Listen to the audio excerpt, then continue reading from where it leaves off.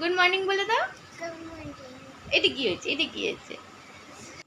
Good morning, সবাই কেমন আছো? আশা করছি ভালো আছো। চলে এসেছি আবার একটা নতুন ভিডিওর সাথে। আর এই ভিডিওটা আমার অনেক দিন আগেই ফোনেতে শ্যুট করা ছিল, কিন্তু কিছু কারণে পোস্ট করা হয়নি। আর সত্যি কথা বলতে কি, ভিডিওটা করেছিলাম সকাল থেকে কন্টিনিউ, কিছুটা করেছিলাম, তারপরে আর শেষ করা হয়নি। তো সেই জন্য আমি দুদিনের ভিডিও মিশিয়ে আমি ভিডিওটা আপলোড করছি। তো এখানে সকালবেলা আমি টিফিন করে নিয়েছিলাম, টিফিন করে আর মাংস চিকেন এনেছিল।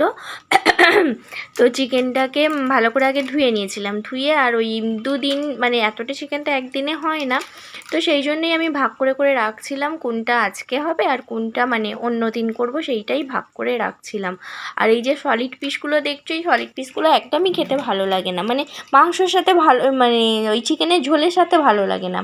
ওগুলো হচ্ছে একটুখানি চিকেন পকোড়া করলাম কি বা এমনি ফ্রাই মতো করলাম, ওই পেঁয়াজ ক্যাপসিকাম এইসব দিয়ে যখন একটু ভাজা ভাজা মতো করা হয় না রুটি দিয়ে, ওইটা খেয়ে নেওয়া যায়।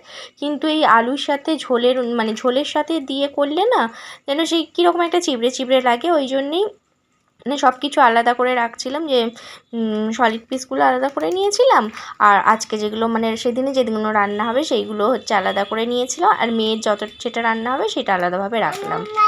আর এখানে আমি একটুখানি আজকে ম্যারিনেট করেই করছি, কারণ যেহেতু সকাল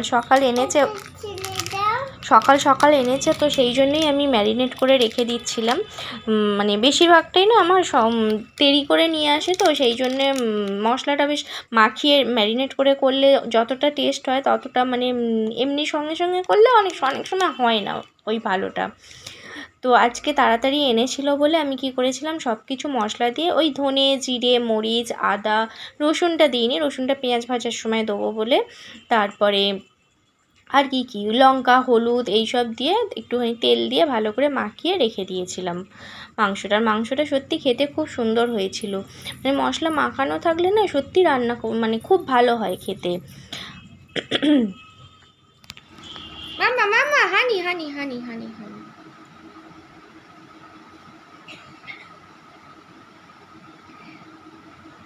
মাম্মা জানু জানু হয়ে গেছে, বলো মাম্মা এদিকে তাকাও তাকাও। তুমি কি খেলে বাবা?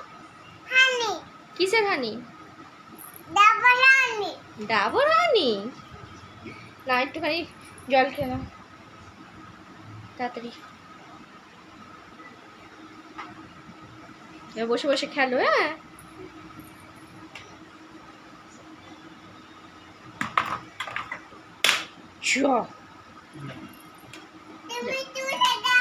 আচ্ছা দিচ্ছি।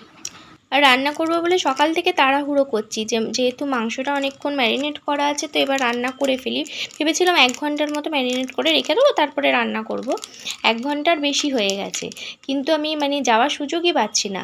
একবার করে ভাবছি এইটার পরে বসিয়ে দিই, এই কাজটা হয়ে গেলে রান্নাটা করে নিই, এই কাজটা হয়ে গেলে রান্নাটা করে নিই, এই করতে করতে দেরিই হয়ে যাচ্ছে।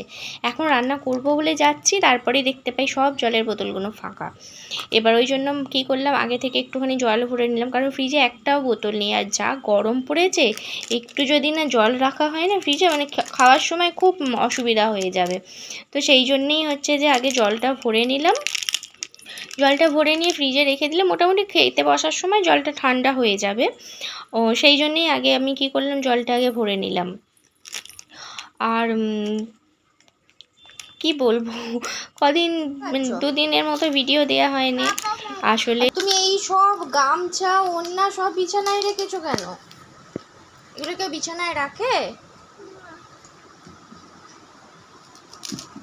সব কি অবস্থা করেছে, একে তো খেলনা ভর্তি চারিদিকে। চলো আমি রান্না করি, তুমি পাপড়টা খাও, আমি রান্না বসাই আমার। ওকে হ্যাঁ কি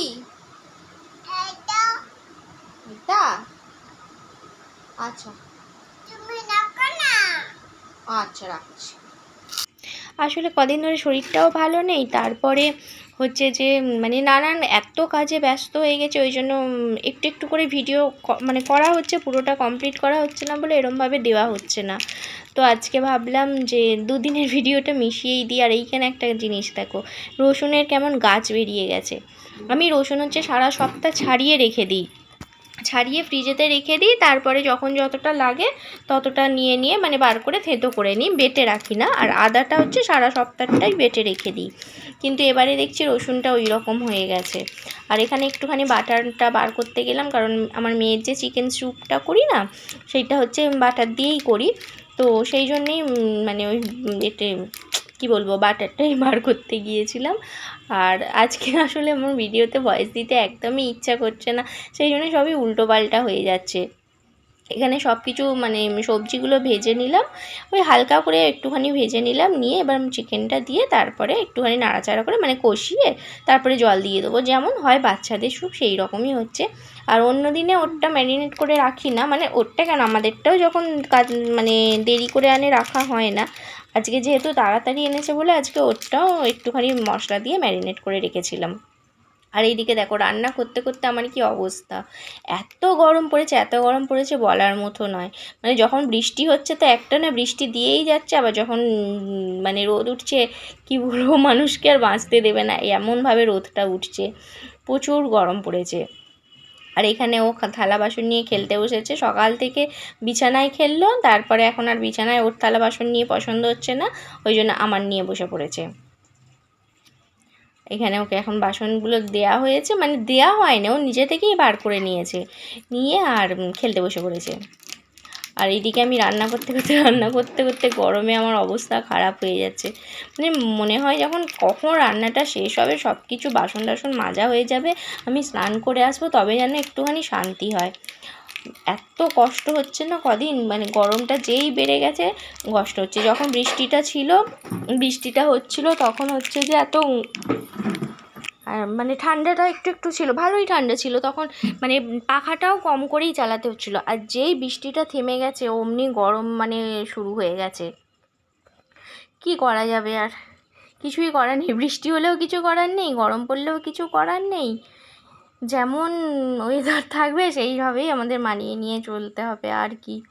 আর এখানে দেখো মাংসটা আমার প্রায় কষানো হয়েই গেছে, এবার একটু জল দিয়ে দেবো, জল দিয়ে আর একটুখানি ওই আলুটা সেদ্ধ হবে, আলুটা সেদ্ধ হওয়ার মতো জল দেবো। আর খুব বেশি ঝোল ঝোল করবো না,